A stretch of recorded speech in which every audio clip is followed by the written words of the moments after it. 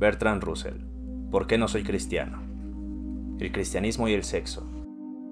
La peor actitud de la religión cristiana, sin embargo, es la que tiene con respecto al sexo. Es una actitud tan morbosa y antinatural que solo se puede comprender cuando se relaciona con la enfermedad del mundo civilizado en el momento en que decaía el Imperio Romano. A veces se oye comentar que el cristianismo ha mejorado la condición de las mujeres. Esta es una de las más groseras tergiversaciones que se pueden hacer de la historia. Las mujeres no pueden disfrutar una posición tolerable en una sociedad donde se considera de la mayor importancia que no infrinjan un código moral muy rígido.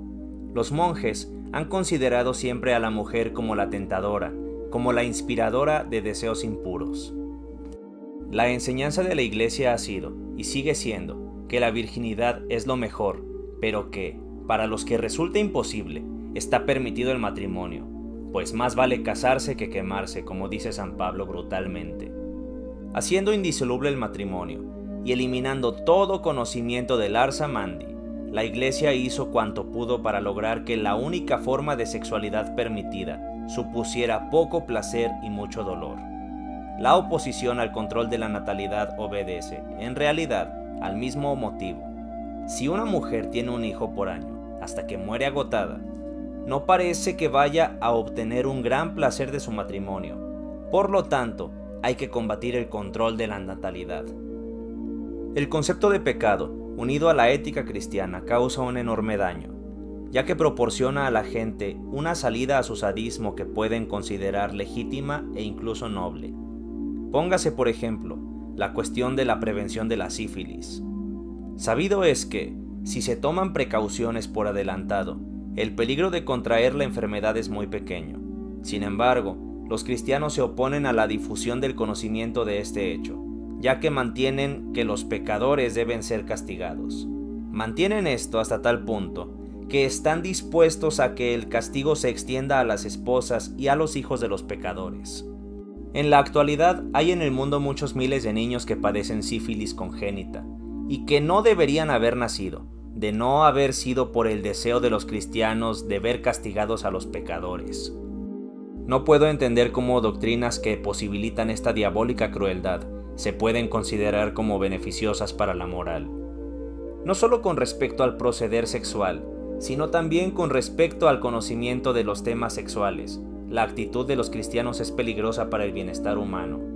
Toda persona que se haya molestado en estudiar la cuestión sin prejuicios sabe que la ignorancia artificial acerca de los temas sexuales que los cristianos ortodoxos tratan de inculcar a los jóvenes es extremadamente peligrosa para la salud física y mental, y provoca en los que se informan mediante conversaciones, entre comillas, indecentes, como hacen la mayoría de los niños, la sensación de que el sexo es en sí indecente y ridículo.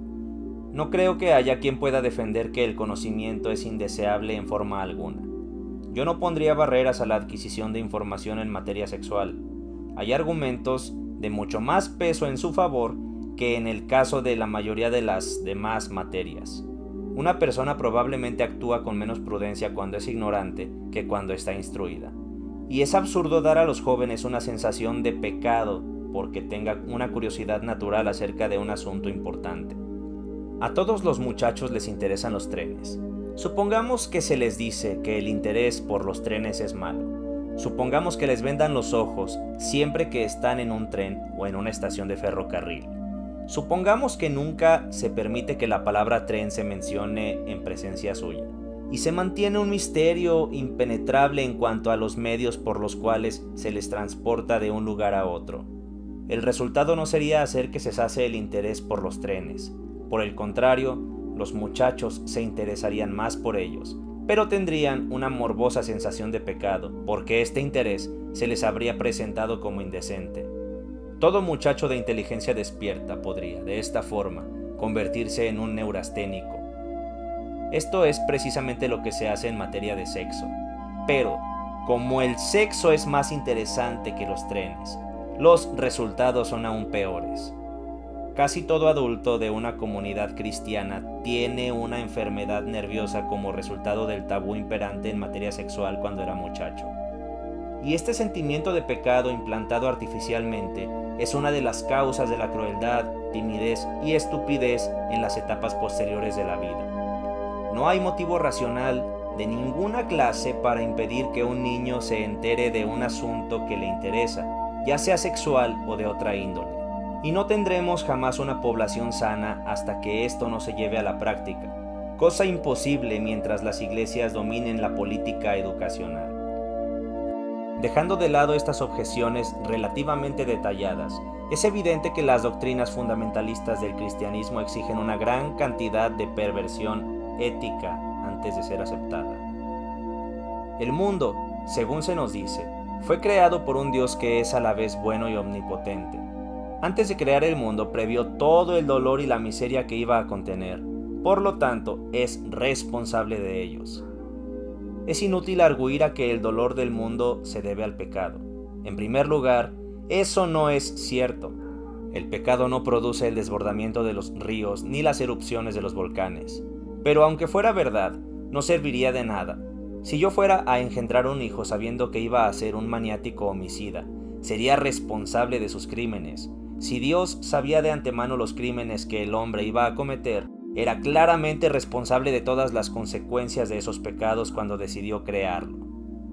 El argumento cristiano usual es que el sufrimiento del mundo es una purificación del pecado y, por lo tanto, una cosa buena.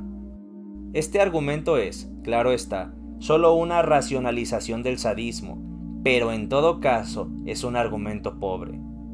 Yo invitaría a cualquier cristiano a que me acompañase a la sala de los niños de un hospital, a que presenciara los sufrimientos que padecen ahí, y luego a insistir en la afirmación de que esos niños están tan moralmente abandonados que merecen lo que sufren. Para poder afirmar esto, un hombre tiene que destruir en él todo sentimiento de piedad y compasión. Tiene, en resumen, que hacerse tan cruel como el Dios en quien cree. Ningún hombre que crea que los sufrimientos de este mundo son por nuestro bien puede mantener intactos sus valores éticos, ya que siempre está tratando de hallar excusas para el dolor y la miseria.